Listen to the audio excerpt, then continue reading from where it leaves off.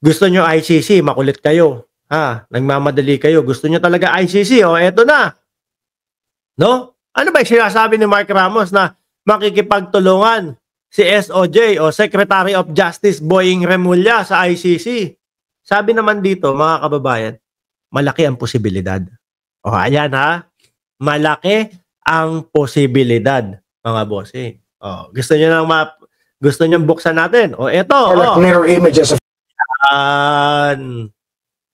Mark, sabi niyan dati, hindi makikipagtulungan na ang gobyerno ng Pilipinas sa ICC. Mga bossing, pag ang pinag-uusapan mga kababayan, yung karapatang pantao, maaari pong magbago yan. Pwede pong maiba po yan. Depende po doon sa kung paano nila pinag-aralan at kung paano nila tinitingnan yung kaso. O eto na. Sir Boying, dahan-dahanin nyo po SOJ, pakidahan-dahan lang po yung mga DDS. May mga nanonood po dyan. Baka po atakihin po. O dahan-dahan lang po yung pagsasabi ninyo na posible at malaki ang tsansa na makipagtulungan na ang Pilipinas sa ICC. They're probably more like mirror images of each other. Our law and the ICC law. The laws by which the ICC operate. So there's no overlap. Of course, in the spirit of complementarity, you do not want to overlap because one will have exclusive jurisdiction over the other. And we don't want that to happen. But ang pinag-aaralan nila, mga kababayan, yung mag-overlap yung parehas na batas. Batas ng ICC at batas ng Pilipinas. So, kaya konting panahon lang yan. Mga bossing.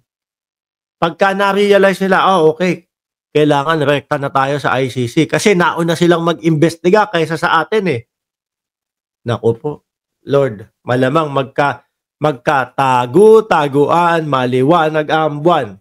Ang sarap maglaro. Ano pa kasunod doon? Ang sarap maglaro ng tago-tago. Ewan ko, nakalimutan ko na. Tuloy mo na po, sir. Is there going to be a problem knowing that there is, some sort of probe coming from the ICC, and then you have the Philippine government now, through, of course, the task force that you created 2 weeks ago, also looking into the... Baka hindi nyo pa na i-connect yan, ha? Yung task force na binuo. Tapos, nung una, ito, connect natin.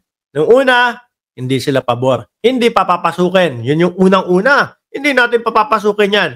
Pagka yan lumapag sa airport, si Boying Remulla ang nagsabi nun, mga kababayan, siguro may 1 taon na ang makalipas. Pag yung mga yan lumapag sa airport at may ginawa silang hindi naaayon sa batas natin, dadamputin yung ICC. Dati yun. 1 taon makalipas. No? Pagkatapos, sumunod dyan, welcome ICC. Hindi. Sorry naman mga DDS. Hindi naman pala welcome mismo ang sinabi. Ang mismong sinabi po, papapasukin sila pero hindi makikipagtulungan ang Pilipinas. Di ba? Naalala nyo yan? Papapasukin ko. Papapasukin namin sila. Pero hindi makikipagtulungan ang Pilipinas. Nandiyan na. Ngayon, nako, eto na. Maaari at posible. Malaki ang posibilidad na makipagtulungan na. Tapos bumuo na din ng task force. Sampa kayo. Asa na yung mga DDS? Nakikinig kayo maigi, ha? Ninanamnam nyo, ha?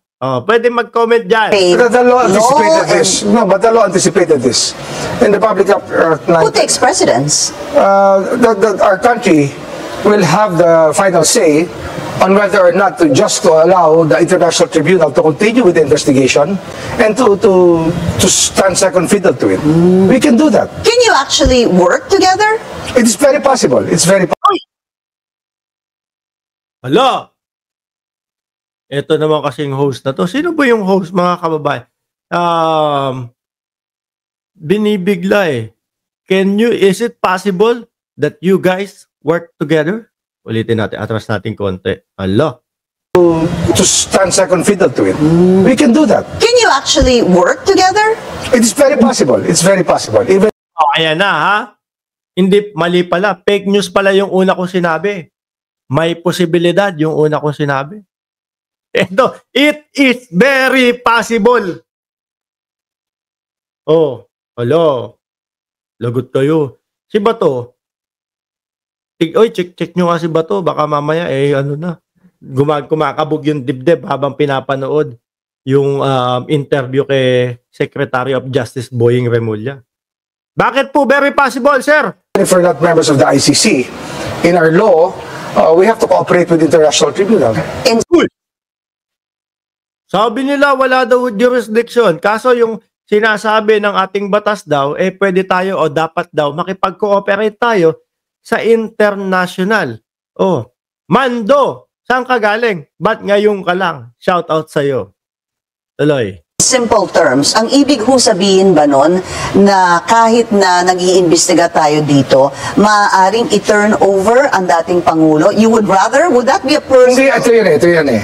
Kasi, ang pinaniniwalaan natin lahat dito ay gusto natin ng hustisya. Yung hustisya para sa... Totoo, mga kababayan. Hustisya para po doon sa mga nawalan ng buhay, hustisya para doon sa mga napagbintangan.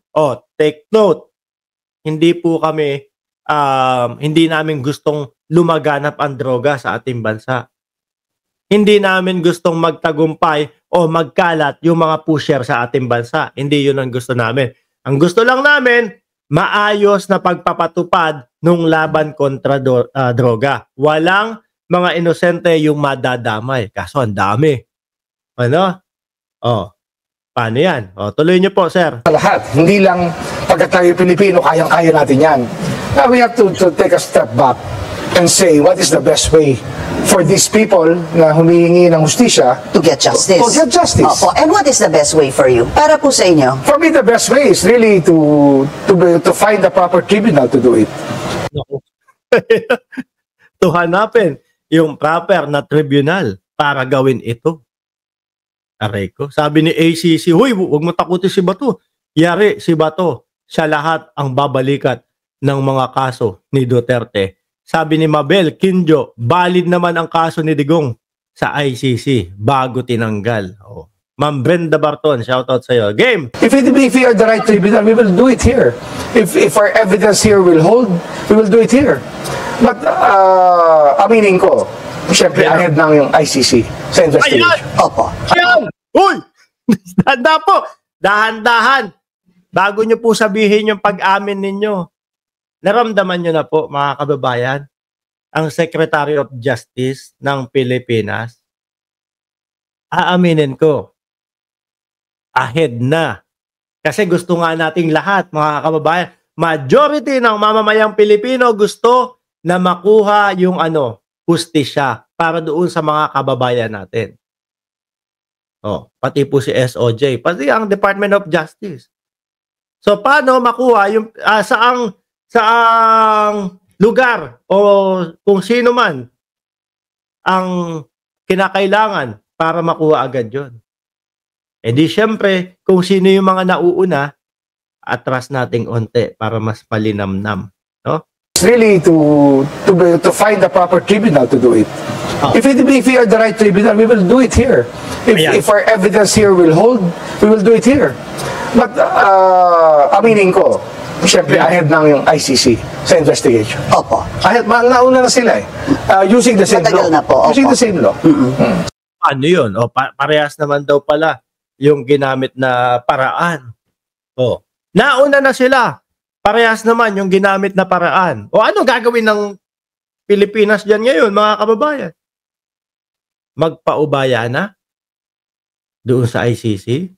Makipagtulungan niya. Base nga po kay SOJ, mga kababayan, it is very possible na makipagtulungan na sila, no? Sa ICC. Kumbaga, mga bossing, baka nasa medyo back up lang ang Pilipinas, habang nag-iimbestiga ng tuloy-tuloy yan. Sa susunod na buwan ho ito, mga kababayan, Pasko, magpapasko o December, sabihin, papapasukin na po namin sila, ipapaserve na po namin yung warrant of arrest. Diba, Chris Gaming TV? Tuloy. So, with that, saying that means what? Posible ho bang para po sa inyo, baka mas tama? Mabigat na usapan yan. Usapin. Pero Dahan-dahan muna, no? preno muna kasi masasaktan agad yung mga DDS eh. Pero halos po mga kababayan, 3 minuto ata itong video na to. Halos ang sinasabi eh makikipagtulungan na. Halos ang sinasabi eh papabor na do sa ICC. Hahayaan na, papayagan na. Kasi sila yung mas nauunang mag-imbestiga. Ano, dahil parehas lang naman daw yung ginawang pamamaraan. Pero syempre, bandang dulo, medyo wait muna. Merong mga DDS na masasaktan. Babigat na usapin muna, 'di ba mga boss? Tuloy. Saying that means what? Posible ho bang para po sa inyo, baka mas tama? Mabigat na usapan yan, usapin. Pero, pag-iisipan natin ng gusto, pag-uusapan ng gusto, at doon kami gagawa ng desisyon. Kung anong hantungan ang mahalaga para magkaroon ng hustisya itong mga biktima. Okay. Hoy, etong si SOJ patsaring pa mga kababayan. Ganyan din yung sinabi nila eh, no? Pag-aaralan namin, titingnan namin kung ano ang mas magandang legal na aksyon. Ayun, biglang pagkatapos pong pag-aralan, mga bossing, papapasukin namin ng ICC. Pero hindi kami makikipagtulungan sa investigasyon. Ganyan mo mga kababayan, medyo inaano lang, pinapasurprise lang. Baka kasi kapag ibinuhos niya lahat yan, ay nako po. baka pag binuhos nila yan, mga kababayan, si dating Pangulong Duterte wala na sa Pilipinas. Si Bungo wala na sa Pilipinas. Si Bato wala na din sa Pilipinas. Dahan-dahan lang po, mga kababayan. Kagaya nga po nung sinabi nung lawyer na si Cristina Conti, ang style dyan, biglaan. Hindi pwedeng sabihin kung kailan yung araw, hindi pwedeng sabihin kung anong buwan. Hindi pwedeng sabihin na ganitong oras, sa ganitong lugar. Hindi. Biglaan. Pagka nalaman nila, napaparating na, syempre, baka pulasan na ho yan. Baka ho yung 6 feet ni pangalan nito, ni Kibuloy, na 6 feet na pinagtaguan ni Kibuloy, baka sa kanila 12 feet. Mga kababayan. Isama nyo si Roque dyan. Nagtatago na din si Roque. Kaya lang, yari kayo dun.